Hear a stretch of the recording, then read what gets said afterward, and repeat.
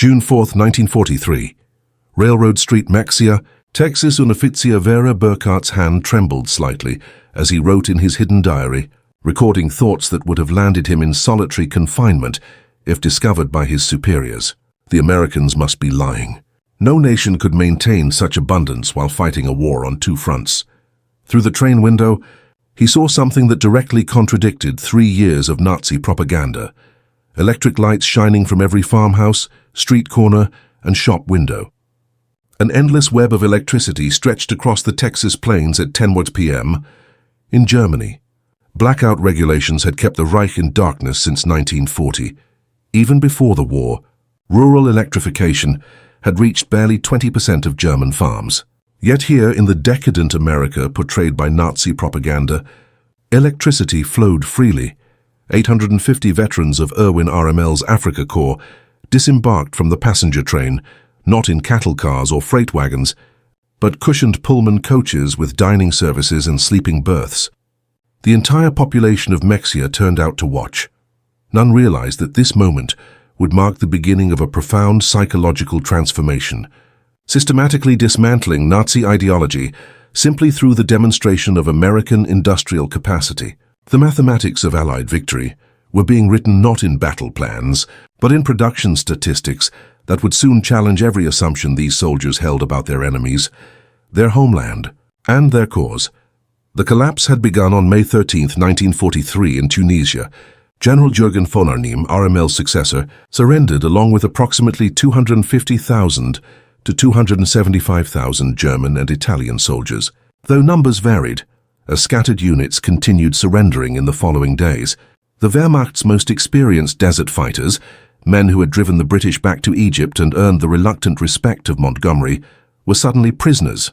Among them was Headman Friedrich Radke, recipient of the Iron Cross First Class and a veteran of the France campaign, wounded twice in North Africa. His diary, later discovered in the National Archives, provides historians with the most detailed account of the psychological impact of American captivity on German soldiers. The journey from defeat to revelation began in the port of Orouran, Algeria. As Radke and 30,000 other prisoners waited in temporary camps for transport ships, American efficiency started undermining their preconceptions. The U.S. Army processed thousands of prisoners daily with organizational precision, surpassing anything the Wehrmacht had achieved at its peak. Identity cards were photographed and filed, medical exams completed, vaccinations administered, and Geneva Convention rights explained in fluent German by officers trained specifically for this task. Yet the first real shock came with the food. Oberreiter Hans Mühr, captured with the 21st Panzer Division, wrote to his mother 8 months later, "In the cage at Orouran while waiting for ships, the Americans fed us better than we had eaten in 6 months of desert warfare. White bread, real coffee, meat twice a day. We thought it was propaganda, an attempt to impress us. We didn't realize this was their standard military ration." The Liberty ships carrying them across the Atlantic were themselves symbols of American industrial power. The SS Robert E. Peary had been built in 4 days, 15 hours and 29 minutes at Kaiser Shipyards in Richmond, California, a feat that Germans would have dismissed as impossible propaganda. At peak production, 3 ships were completed daily, returning from delivering supplies to Europe. These vessels now transported up to 30,000 prisoners per month by summer. 1943, the 2-week Atlantic crossing in July. 1943 initiated the second phase of psychological transformation. Feldkurt Zimmermann of the 90th Light Division documented his experience in letters to his family.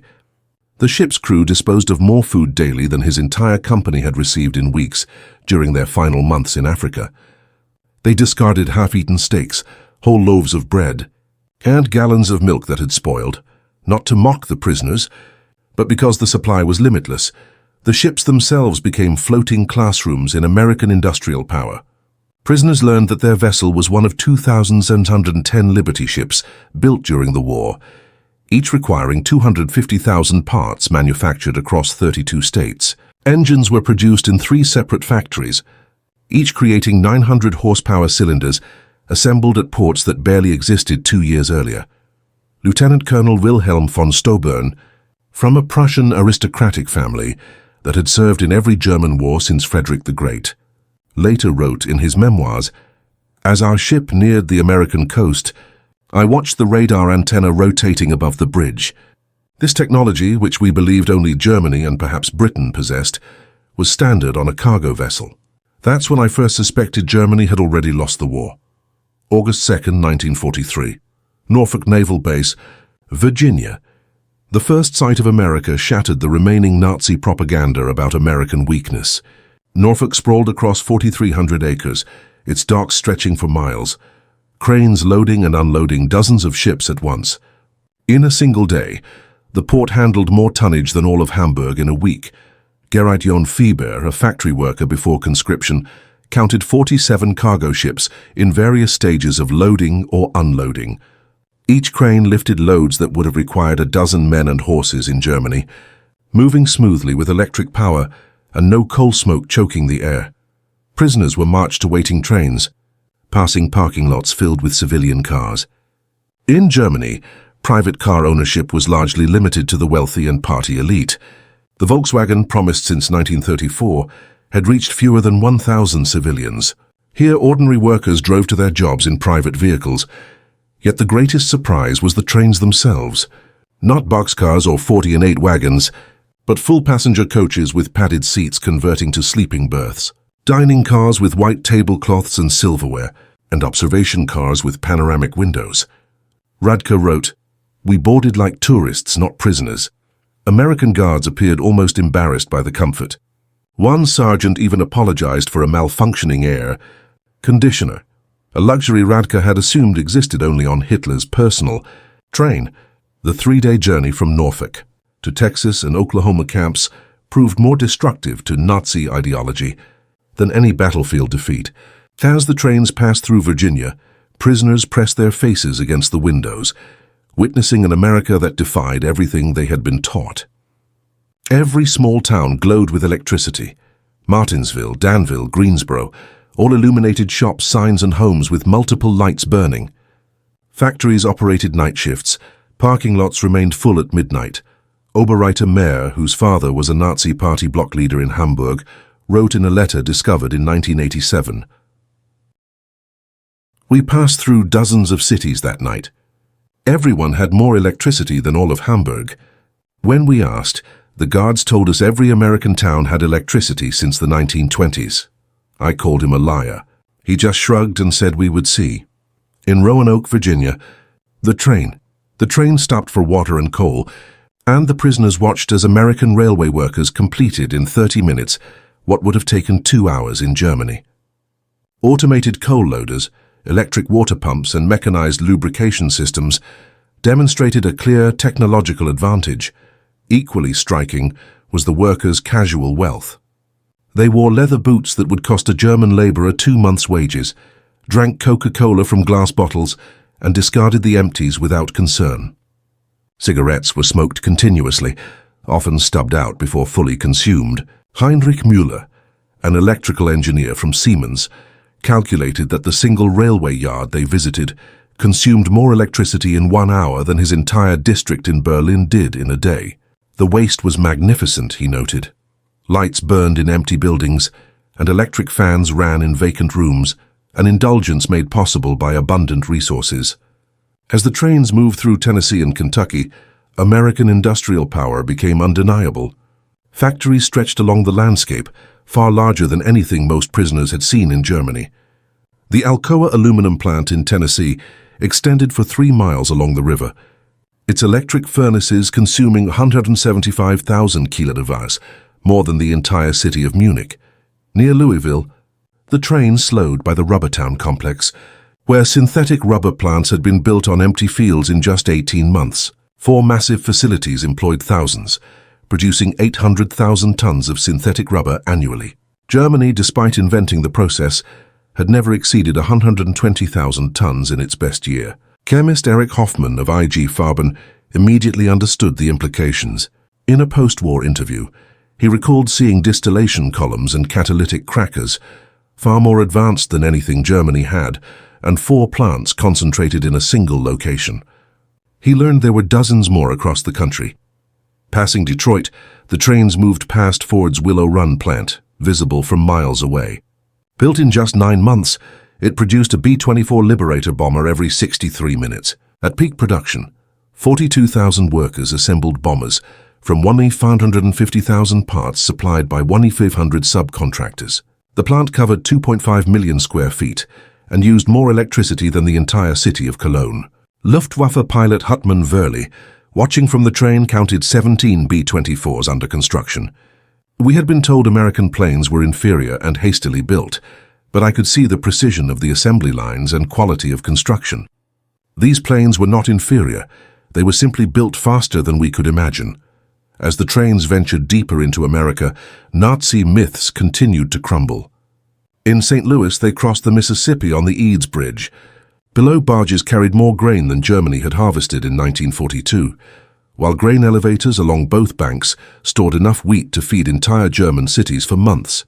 Farmer's son Carl Schmidt wrote in his diary, "The Americans transport food as we transport ammunition, endlessly, without concern.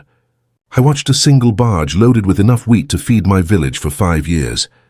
The crane operator ate a sandwich with meat thicker than our weekly ration." In Kansas City, the train stopped at a massive stockyard filled with cattle. Prisoners who had survived on 200 grams of meat per week in Africa watched American workers casually eat beef sandwiches at lunch. Griefer Paul Fisher wrote, "No, that's wrong. They ate meat like we wished we could eat bread. Even the guard bought 20 hamburgers from a stand for $1, an ordinary occurrence. Arrival at the camps provided yet another shock.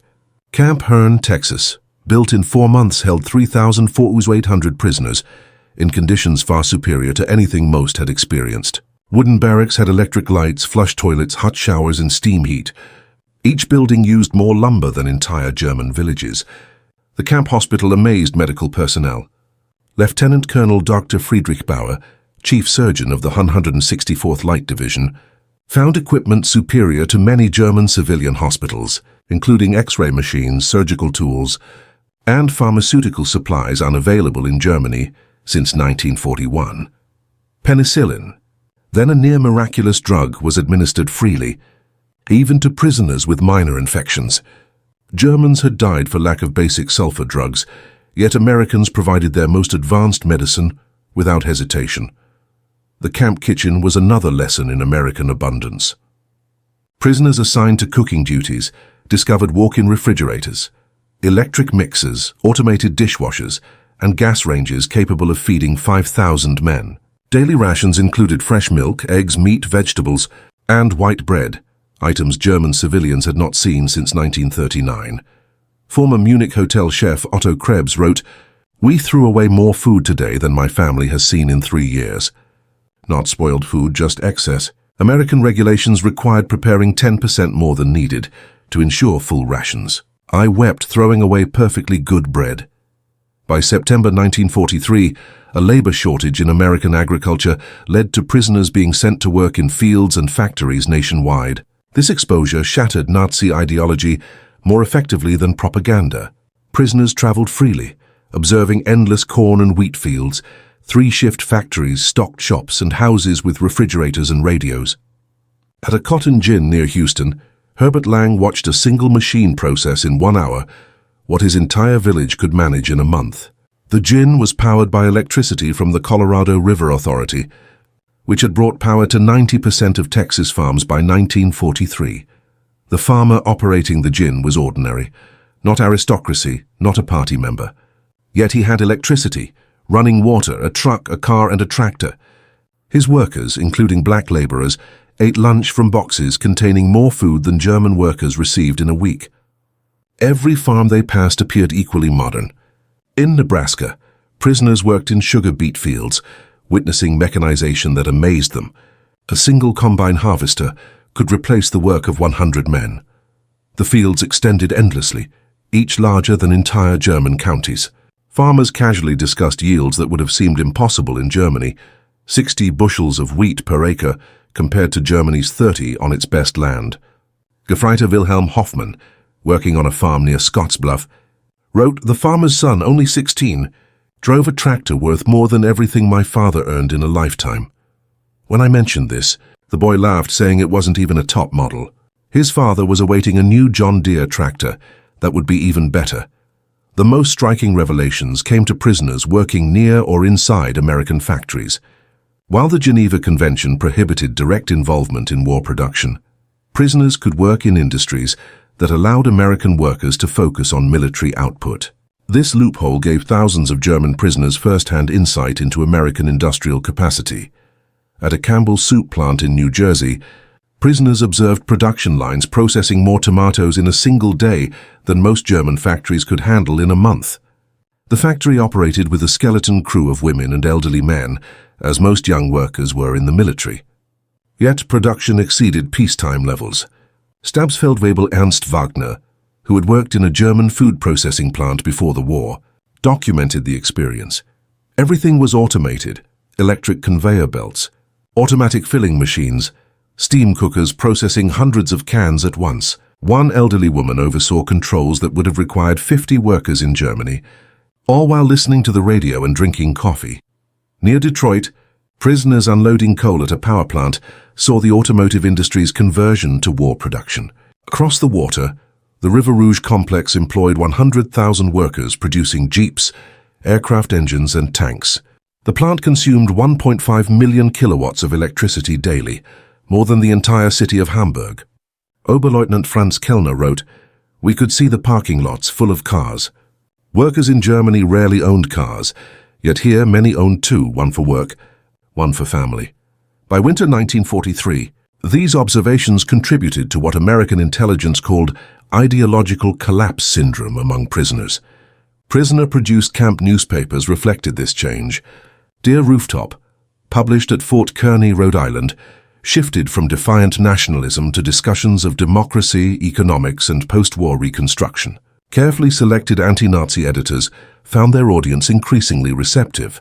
Lieutenant Hermann Gotz, captured with the 10th Panzer Division, wrote in a letter intercepted by Americans, "We were told America was weak, divided and controlled by Jews. Every day here shows the opposite. This is the most organized and powerful nation on earth. We were deceived by criminals." A surprising factor in undermining Nazi ideology was the treatment of Italian prisoners after Italy's surrender in September 1943. Italians who cooperated were organized into service units with better quarters, higher pay and greater freedom. German prisoners observed former allies working alongside Americans, dining in restaurants, and even dating American women. Hedman Friedrich Schultz wrote, "The Italians betrayed us, yet they are treated better than we treated them. Americans show them no hatred.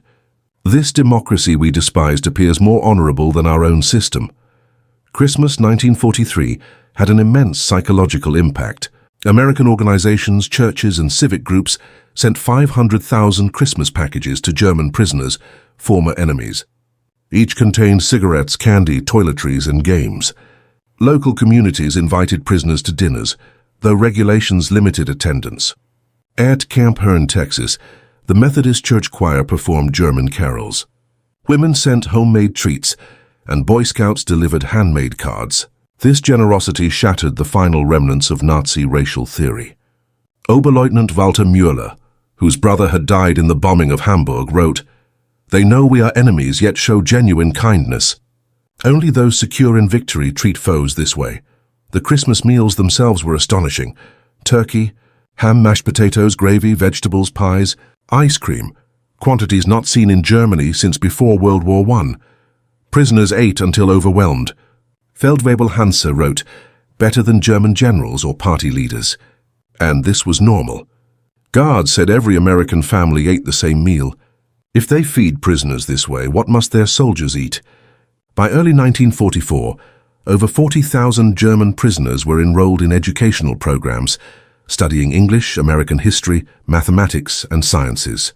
The University of Chicago provided correspondence courses, while Stanford sent professors to lecture on democracy and economics. The thirst for knowledge was insatiable. Prisoners once taught that Americans were uncultured, discovered libraries with millions of books, universities open to all social classes, and leading scientific research. They read newspapers freely, encountering multiple perspectives impossible in Nazi Germany. Dr. Wilhelm von Braun, a physicist from the Kaiser Wilhelm Institute, attended lectures on atomic physics at Camp Shelby. He wrote, "American professors, including Jewish refugees, taught without hatred. Science was shared as universal knowledge. They were years ahead of Germany, yet shared everything. This generosity was incomprehensible under Nazi ideology. Camp theaters showed American films, entertainment, not propaganda. Prisoners watched Gone with the Wind and The Grapes of Wrath, noting Americans' honesty in showing defeat, recovery, and self-criticism." Lieutenant Joseph Kramer wrote, "They show their failures and conflicts. In Germany, this would mean death. Here it is considered patriotic. Spring 1944 brought expanded prisoner labor programs as production peaked. German PSWs worked in canneries, mills, and fabrication plants, witnessing American industrial might firsthand. At the Higgins Boat Factory in New Orleans, prisoners unloaded steel for D-Day landing craft. They watched 700 boats assembled per month, each with 20,000 parts. The factory employed 20,000 workers, including women operating cranes, welding hulls, and managing production lines." Stabsfeldwebel Kurt Zimmermann wrote, "Women, African Americans, and teenagers ran complex machinery. Production never stopped. 3 shifts, 24 hours a day, 7 days a week. They produced more in a month than our entire Navy in a year.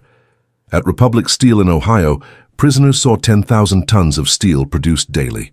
Blast furnaces ran continuously, supplied by trains of iron ore from Minnesota and coal from Pennsylvania. The scale was beyond German comprehension." Oberwachtmeister Paul Hartmann, who had worked in German industry, wrote, "I thought I understood production, but this was unimaginable. They wasted more steel than we could produce, yet output never faltered. The summer 1944 harvest completed the dismantling of Nazi propaganda about American weakness. Prisoners witnessed Midwest farms producing enough food to feed the world. In Kansas, single farms yielded more wheat than entire German provinces. Combines moved like ships across fields of gold, each harvesting 100 acres per day. The grain elevators they filled could hold more wheat than Germany imported in an entire year." Unteroffizier Franz Weber, a farmer from East Prussia, wrote that one American farmer with machinery could do the work of 100 German farmers. "They showed me aerial photographs of the wheat fields, thousands of square miles of grain. Even if they lost half their harvest, they would still have more than all of Europe combined." In California's Central Valley, prisoners picked fruit in orchards that stretched beyond the horizon. They saw perfectly good fruit discarded for minor blemishes, fruit that would have been highly valued in Germany. Entire crops were sometimes plowed under to maintain prices, a practice that caused psychological distress among prisoners from hunger-stricken Germany. "They destroyed food to keep prices stable," wrote Geriter Otto Schulz. "Mountains of oranges were bulldozed into pits simply because there were too many. Prisoners begged to send the excess to their families in Germany. Guards were sympathetic, but explained it was impossible. The waste was strategic, proof of seemingly limitless resources." June 6, 1944.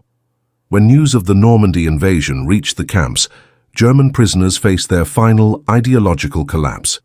The scale of the operation, 6,000 ships, 11,000 aircraft, 450,000 men in the first wave, demonstrated American organizational capacity far beyond Nazi Germany's imagination.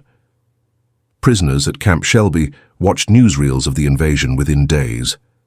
They saw endless streams of ships, artificial harbors, and a supply system delivering 15,000 tons daily across open beaches. They witnessed their homeland being overwhelmed by the very nation they had been taught was too weak to fight. Friedrich von Tauben wrote, "We knew then that everything was lost, not just the war but the entire Nazi project. We had challenged the world's greatest industrial power with fairy tales and racial myths. We sent horses against their trucks, rifles against automatic weapons, courage against unlimited resources. Throughout captivity, German prisoners encountered something that challenged Nazi ideology more than material wealth: American humanity. Despite propaganda portraying Americans as weak or sentimental, prisoners discovered a people secure enough in their strength to show mercy." When Gerrit Hans Miller's son died in the Hamburg bombing, the American camp commander personally delivered the Red Cross message and offered condolences. When Paul Fisher's wife wrote that she struggled to feed their children, American church groups sent food packages to her in Germany, enemy. Civilians in a country America was actively bombing. They separated the German people from the Nazi regime, wrote Hetman Otto. They said they were fighting Hitler, not Germans. What seemed like propaganda proved genuine. Americans prepared prisoners to rebuild Germany after the war, not to destroy it. Medical treatment particularly impressed prisoners. German doctors worked alongside American staff, learning new techniques and using advanced equipment. Prisoners received operations that would have been available only to elites in Germany. Mental health care, virtually unknown in the Wehrmacht, was provided to traumatized soldiers. Dr. Friedrich Bauer wrote, "They treated attempted suicides with counseling, not punishment. Prisoners with mental breakdowns received therapy." By March 1945, the secret re-education program had produced remarkable results. Over 25,000 prisoners had volunteered for democracy courses. Camp newspapers published articles about constitutional government, free markets, and civil rights. Discussion groups debated Germany's post-war future. The program exceeded expectations. Prisoners who had arrived as fervent Nazis were now writing essays on democratic reconstruction. Officers who had sworn oaths to Hitler were planning to implement American agricultural methods in post-war Germany. "We became missionaries for democracy," admitted Ust Hermann, Goering in a 1975 interview, "not through coercion or propaganda, but through observation." They saw it work. They saw ordinary Americans living better than German aristocrats. They wanted the same for Germany.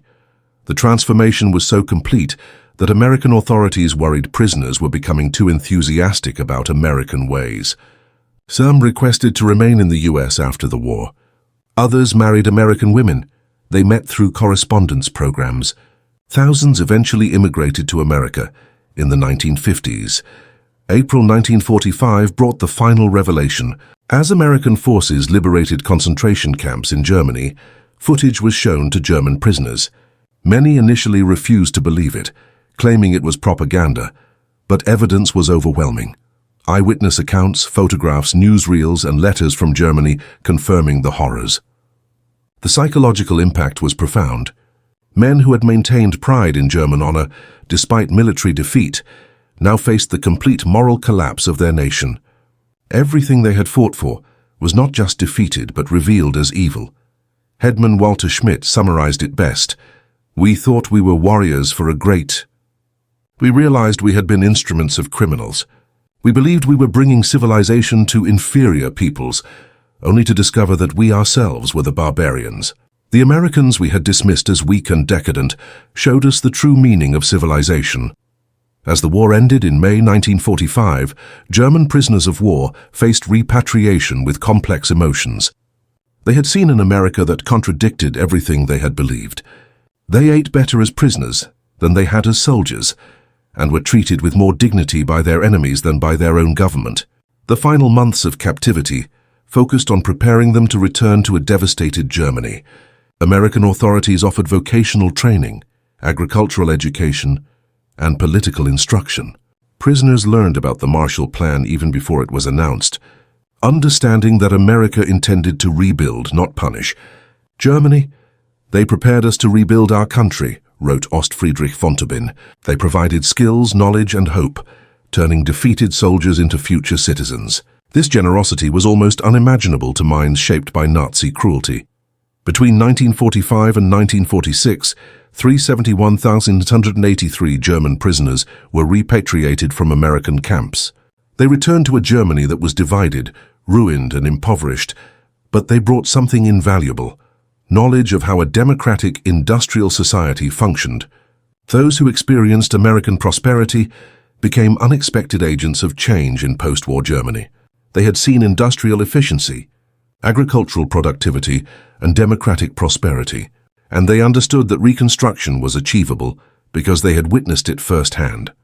Many former prisoners rose to prominence in West Germany's rebuilding. Hans Kroll, held at Camp Shelby, became West German ambassador to the United States. Walter Hallstein, who taught classes at Camp Co., became president of the European Commission. Rudiger von Maren, imprisoned at Camp Herne, served as Germany's permanent representative to the United Nations. Edward Ackerman, held at Fort Robinson, became a leader in German agricultural reform. They applied American methods to German industry. American efficiency to agriculture, and American democratic principles to politics. The economic miracle of the 1950s drew in part on the knowledge gained in these camps. We learned that prosperity came from freedom, not conquest, Kroll wrote in his memoirs.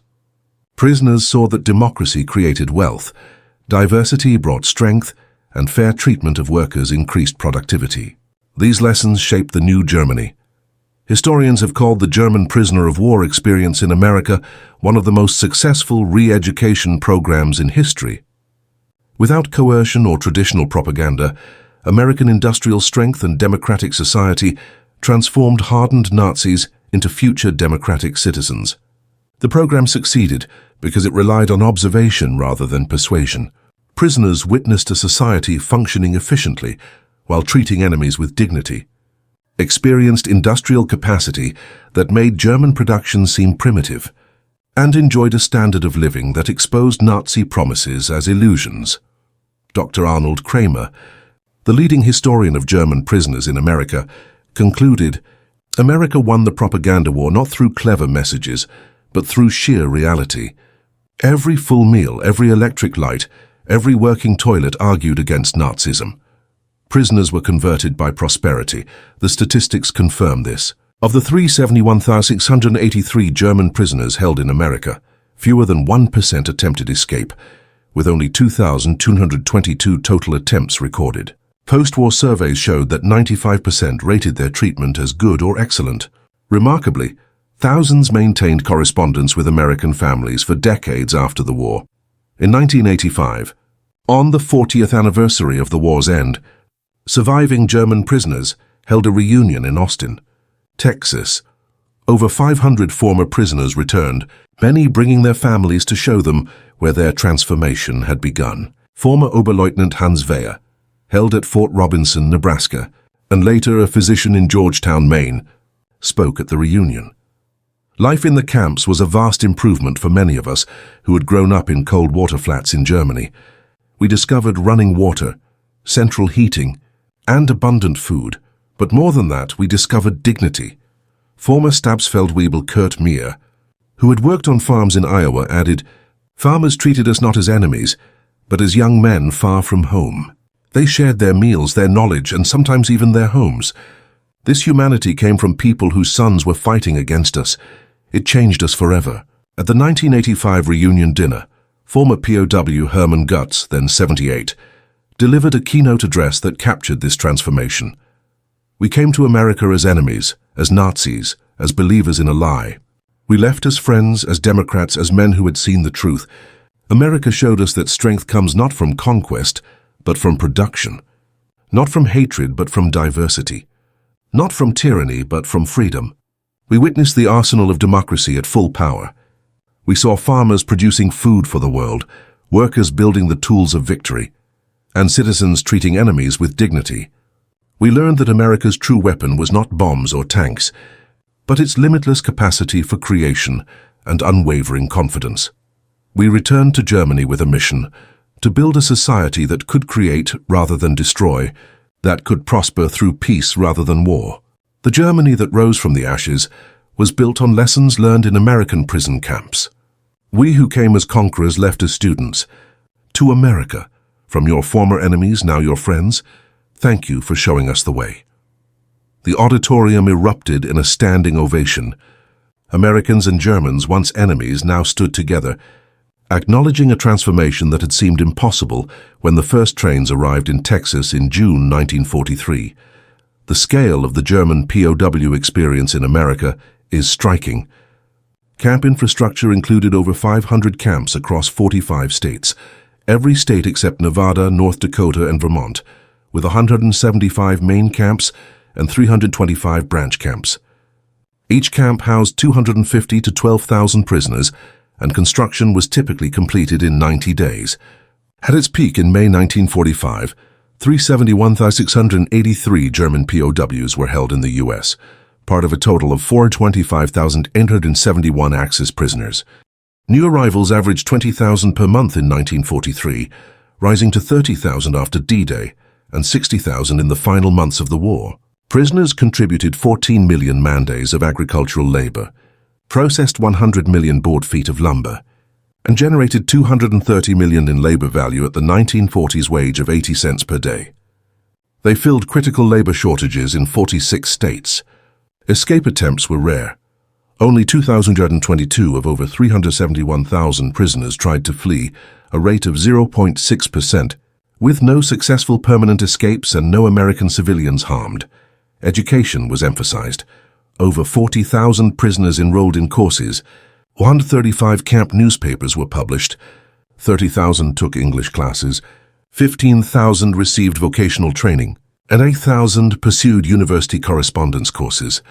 After the war, roughly 5,000 former POWs immigrated to the U.S., and more than 12,000 maintained correspondence with American families for an average of 31 years, many returning as tourists or business partners. Treatment was rated highly. 95% of prisoners considered it good or excellent. 74% said captivity positively influenced their worldview, and 61% expressed interest in learning about democracy. By 1945, fewer than 10% maintained strong Nazi beliefs. The German POWs did not just witness American industrial power, they were transformed by it. Their captivity became education, their defeat became enlightenment, and their imprisonment freed them from the ideological chains of Nazism. America's greatest victory, in many ways, was not on the battlefield but in the prison camps, where democratic prosperity achieved what armies could not, the complete transformation of enemy minds. They arrived believing in German superiority and American weakness. They left knowing the truth. American industrial capacity was not just impressive, it was incomprehensible to minds shaped by scarcity and tyranny. The trains that brought them into captivity in 1943 carried warriors of the Third Reich. The ships that returned them in 1946 carried architects of democracy. They had seen the future, and it worked. Their story proves a profound truth. The most powerful weapon in America's arsenal was not military might, but the evidence of what a free society could achieve. The German POWs were astonished by American industry, but ultimately it converted them. In their transformation lay the seeds of Europe's post-war recovery and the final defeat of the Nazi dream. They returned to Germany not as defeated enemies, but as witnesses to the achievements of free societies. The economic miracle of West Germany in the 1950s was built on lessons learned in American prison camps, where enemy soldiers discovered that prosperity comes from freedom, not conquest, from human dignity, not racial superiority, from democratic cooperation, not totalitarian control. They had expected to find a weak, divided nation on the brink of collapse. Instead, they found an industrial powerhouse and a society capable of surprising humanity. They arrived as prisoners of war, but left as witnesses to democracy at its peak. Their roar at American abundance planted the psychological seeds for the Atlantic Alliance, the Marshall Plan, and Germany's democratic reconstruction. Their children would grow up in a free Germany, allied with the United States.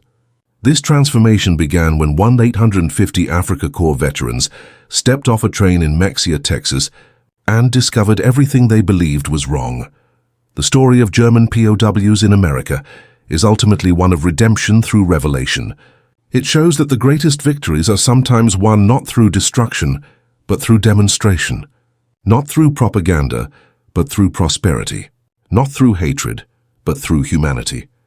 These soldiers became inadvertent ambassadors of democracy, returning home with the seeds of transformation that would grow into one of history's most successful reconstructions. They went from Nazi warriors to democratic citizens, not through force, but through the compelling example of what free people can achieve together. In the end, that was America's secret weapon. Not just the ability to produce more tanks and planes than any nation in history, but the power to transform enemies into friends.